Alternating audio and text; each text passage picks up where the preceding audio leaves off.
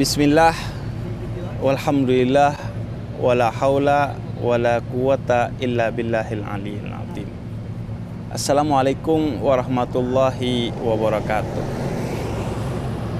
Hari ini saya berada di tempat dan waktu, di antara tempat dan waktu yang disucikan dan disakralkan oleh Allah, yaitu waktu Arafah di Padang Arafah.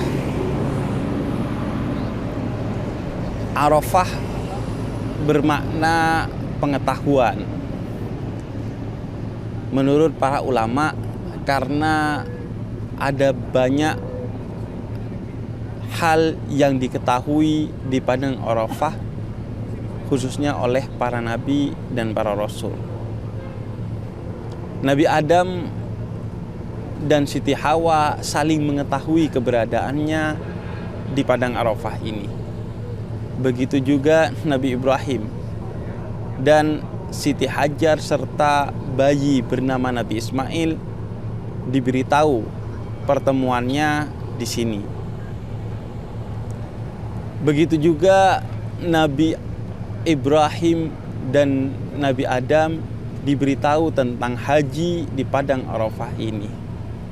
Dan juga dikatakan disebut Padang Arafah karena umat Islam mendapatkan pengetahuan tentang diturunkannya rahmat kepada mereka, diampuninya dosa-dosa mereka, dan dikabulkannya doa-doa mereka. Maka Arafah pada dasarnya adalah tentang pengetahuan. Pengetahuan yang pertama tentang diri sendiri, karena diyakini oleh para spiritualis muslim, man arafa nafsah faqad arafa rabbah. Siapa yang mengetahui tentang dirinya, maka ia akan mengetahui tentang Tuhannya. Pengetahuan tentang diri adalah yang paling mendasar. Karena itu di Padang Arafah kita diminta untuk berhenti dari perjalanan haji kita, ketika tawaf, ketika sa'i, ketika melakukan perjalanan haji ke Musdalifah, ke Mina, dari seluruh rangkaian perjalanan haji itu, bahkan sejak di tanah air, ketika di Padang Arafah kita diminta untuk berhenti. Berhenti untuk memberikan waktu sejenak, paling tidak sehari, untuk merefleksikan tentang rutinitas yang kita jalani selama ini.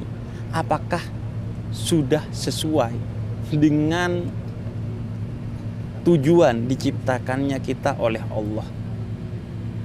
Arafah adalah waktu bagi kita untuk berhenti dari segala rutinitas untuk merefleksikan apa makna aktivitas dan rutinitas yang kita lakukan selama ini. Apakah ia sudah sesuai dengan tujuan penciptaan kita? Karena itu yang paling dasar, pengetahuan diri dalam Arafah ketika kita wukuf adalah pengetahuan tentang refleksi. Refleksi tentang dari mana kita, di mana kita, dan akan kemana kita, sehingga kita bisa kemudian masuk ke pengetahuan yang kedua, yaitu introspeksi.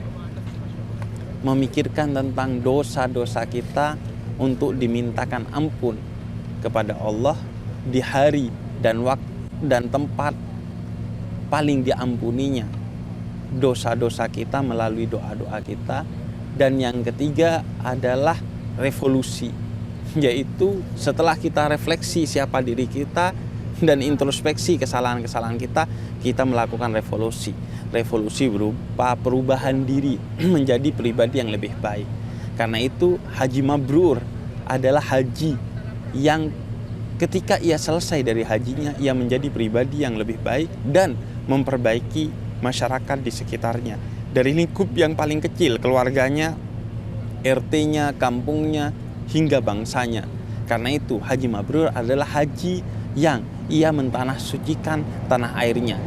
ia berlaku di tanah air seperti ia di tanah suci, yang menjaga lisannya, menjaga pandangannya, menjaga pendengarannya, menjaga tangannya, menjaga langkahnya, dan menjaga semua unsur dari dirinya termasuk pikiran dan hatinya.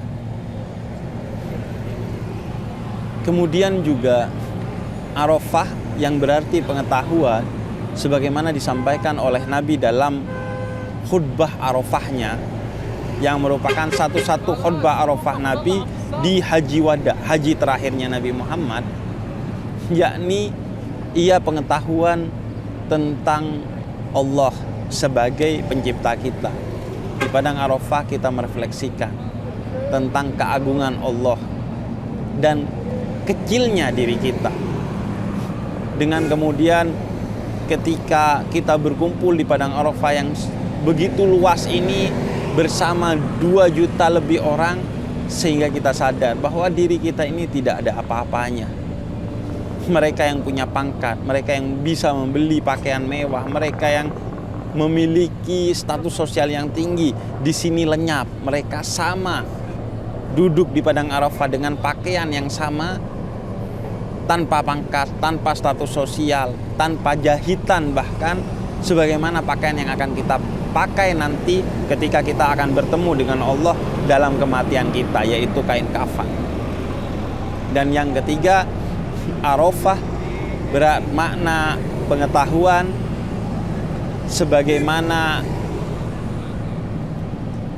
juga arti itu adalah mengetahui hak-hak orang lain, seperti yang disampaikan oleh Nabi sebagai salah satu poin dalam khutbah Arafahnya di Haji Wada'nya Nabi Muhammad, yaitu pengetahuan tentang hak orang lain, bahwa harta orang lain, nyawa orang lain, darah orang lain itu tidak boleh ditumpahkan oleh kita atas alasan apapun. Dan juga bahwa kaum perempuan dan orang-orang yang berbeda dengan kita, sukunya, bahasanya, bangsanya, mereka setara di mata Allah. Sehingga kita harus memiliki visi tentang kesetaraan manusia, apapun gendernya, sukunya, bangsanya, dan lain sebagainya. Karena itu di padang Arafah kita saling melihat satu sama lain tentang kita yang berbeda, bahwa di tengah perbedaan itu kita sama sebagai hamba Allah yang merintih, menangis, memohon dikasihani oleh Allah atas dosa kita dan harapan kita. Karena itu Arafah juga tentang deklarasi hak asasi manusia melalui khutbah Arafahnya Nabi Muhammad, di mana bahwa semua manusia setara.